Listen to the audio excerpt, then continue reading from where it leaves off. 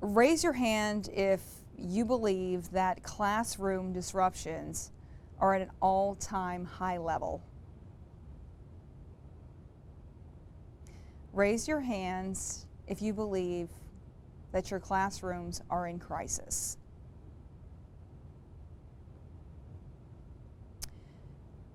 Raise your hands if you believe that disruptive behavior is jeopardizing your lesson plans.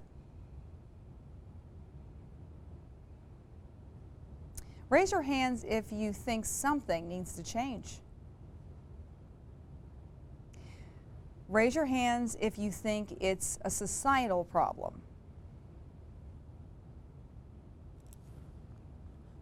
Raise your hands if you think this is something new.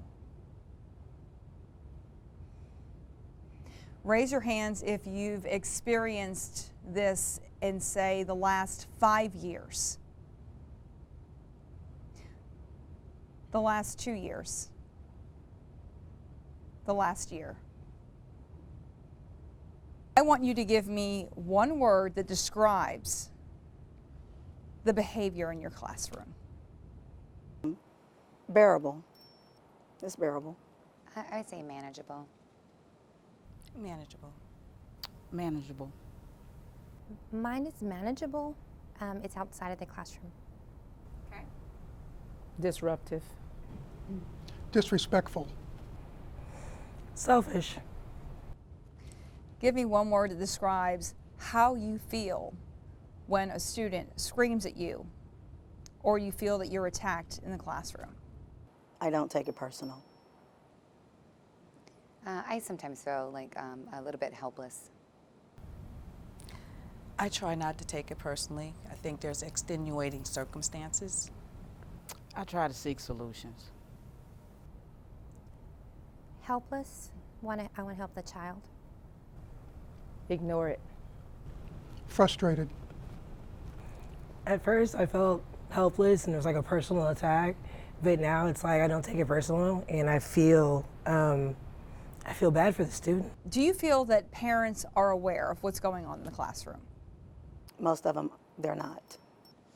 I think parents are somewhat aware, but I think sometimes parents are a bit in denial and sometimes don't understand that student behavior is different in the classroom than when they're at home. I also agree that they do not understand the magnitude of the disruptions in the classroom. I believe they are aware, yet because it's at school and it's not at home, it's like I'll let the school deal with it. So that's where kind of the denial piece comes from. If it's not here at home, they can just deal with it at school. I think they're somewhat aware, but I don't think they understand the extent of it. I agree with her. I believe that they are aware, but they don't see the full impact of what we actually see, because they are, they have more control over what that child does, as far as discipline and the things that they can take away from them or how they punish them or what have you. And of course, we can't do those same things in the classroom. I think they're aware, but I also think they would be shocked if they understood just how much the disruption causes the learning process to just fail. I kind of agree with most of my colleagues here. It's I believe that they are aware, but since it's in a different setting and it's a different structure, it doesn't apply to what happens at home. Like if my kid misbehaves at home, Xbox. If my kid misbehaves at home, PlayStation. I don't have Xbox or PlayStation at school. So I can't just, put your child in TV timeout. Okay. When I tell you that I've read reports that teachers have been punched in the stomach, hit in the groin, head-butted, had their heads pushed into a computer monitor, their fingers bent backward, cleaning products sprayed in their faces, does that shock you? No. No. No. No, it's every day. It's every day. It may not happen in the same classroom, but it's going on that campus every day. And I think what's going on with it, and this is a sad part for all of us, and for society, and for the administrators, we used to be shocked when these things would happen. We're desensitized to it. Oh, another kid did this or another kid did this. It's gotten so bad that discipline problems, you don't give the discipline to those. You keep raising that bar of what will be a defense to get those kids. Not so much discipline, because when they're not in that classroom, they're not learning, but they need to get the help that they can be effective in that classroom. I agree a lot with what you're saying, is that it may not be on that campus or in that classroom, but somewhere in this district, some teacher is suffering, is being bullied, is being harassed, is terrified in their classroom. And they push the button for help and no help comes. And that's the problem that I feel, is because you're my backup. I want you to tell me something that has happened to you in the classroom that was caused by a student that you feel that is just extreme and that people would just never believe has happened in a classroom. But recently a teacher on my campus was breaking up her fight, but then the students then turned and attacked him. So then he had to defend himself versus the kids, because they stopped fighting each other and began to fight him. Something I need to be brought up when we say kids fighting, we're thinking of TV back in the 50s. But if you've ever seen a 6-year-old or a 7-year-old or a 10-year-old stop another kid in the head when he's down on the ground, what are you supposed to do? You have to get in there and break it up. I personally had 2 kids fighting, and I got in there, broke them up like this, and the other kid just kept swinging, broke my ribs, and I'm at home losing my time, losing my pay, and the kid is back in school before I'm back at work. I mean, like, I've seen 8-year-olds go, an 8-year-old girl assault an 8-year-old boy and bring him, take him down to the ground and then continue to kick and beat him. And I scooped her up around the waist and just walked her away. And it was just like, but I mean, I was so shocked by the violence of an 8-year-old. Like, that's not something I'm used to seeing. That's not something I've ever seen. Throwing chairs around, yelling, even getting physical to an extent. He did not get physical with me, but he did get physical with another teacher. I've been spit on. I've had a student spit in my face. I've had a student punch me in the back. I've had students scream into my face. I've had my hair pulled by students. I have had a student unfold a paper clip, and I've been stabbed, not like piercing my skin to where I needed like stitches or anything, but I've been poked and prodded with paper clips. So I've had those things. Those things have happened to me. I too have been scratched with paper clips that they unravel, just trying to get it from the child. So then you back away, but then that child is trying to go after other children. It's like, so what do? So you try and remove all the other kids, and it's just so chaotic. I did not file a report or anything like that. I just usually let every day become a new day, but it's tough to deal with. My first year as a teacher, I got to duck a desk. Yes, a 4th grader threw a desk at me. And I questioned, did I not want to go back to the steel processing plant?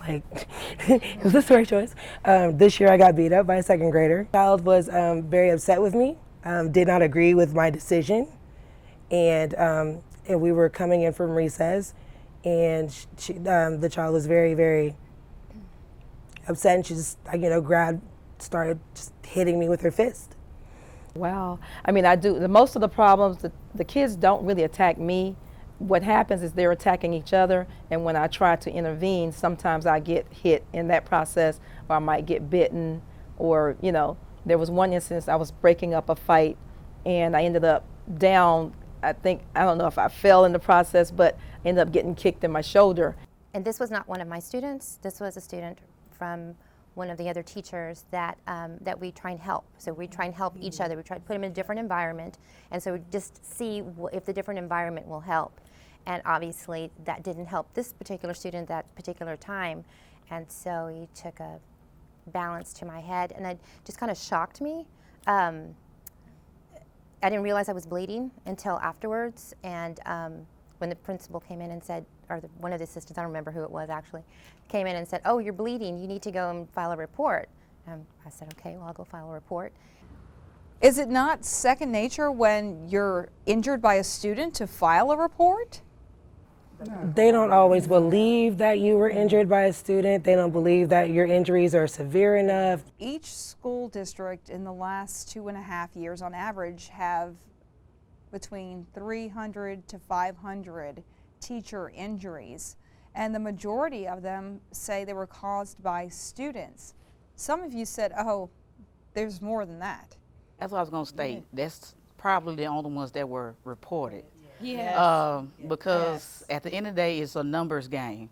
Because many building principals have a certain quota that they can't exceed for discipline.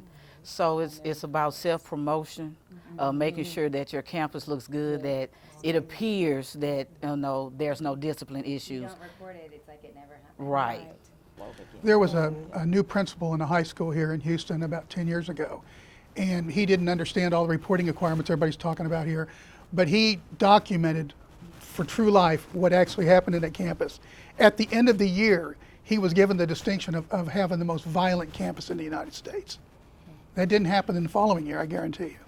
So they play with those numbers. They play with those numbers. So who is responsible for what you are dealing with in the classroom? I've asked myself that question time and time again. I think it's only one person though. It's not. No, And yeah. a lot of times, so many times we try or we wish to blame our admin, but to some degree, administration, their hands are tied as well. What is the solution?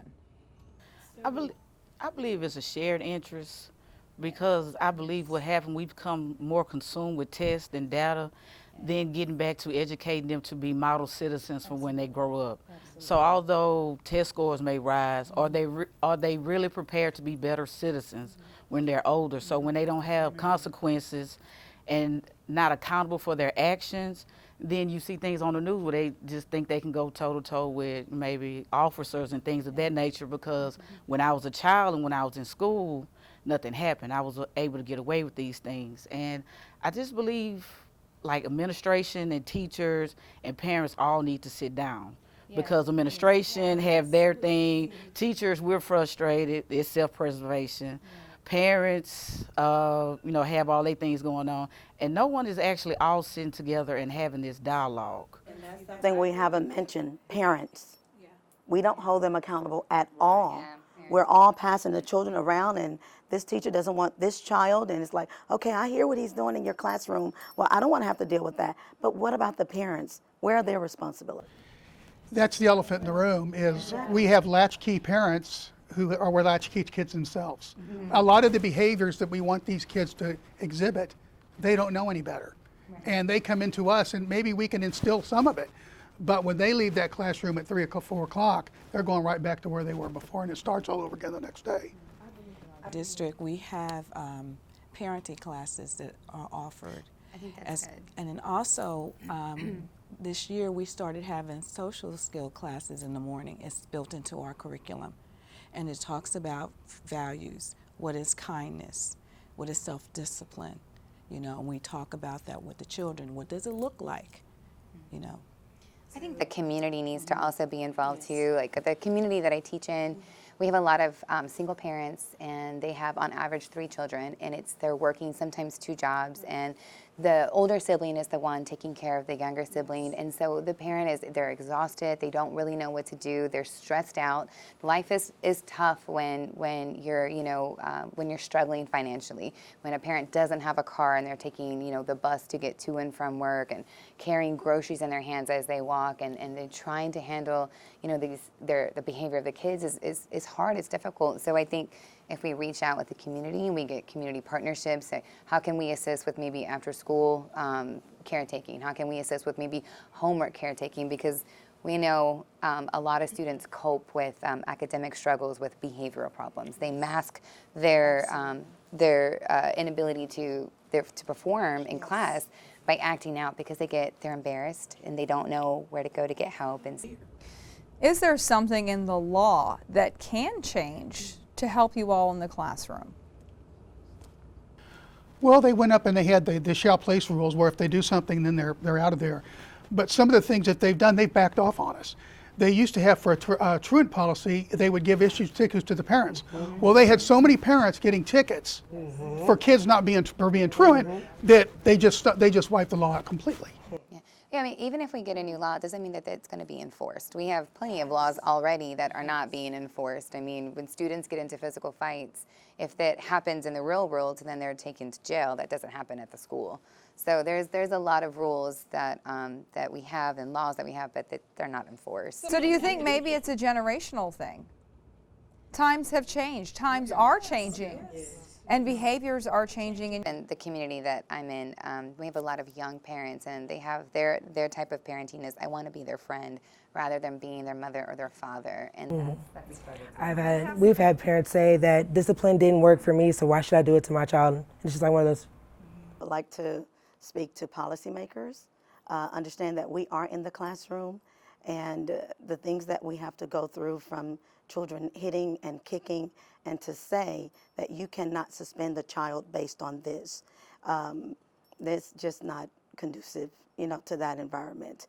To our parents, we love your children. I know I do, and I'm known as a firm teacher.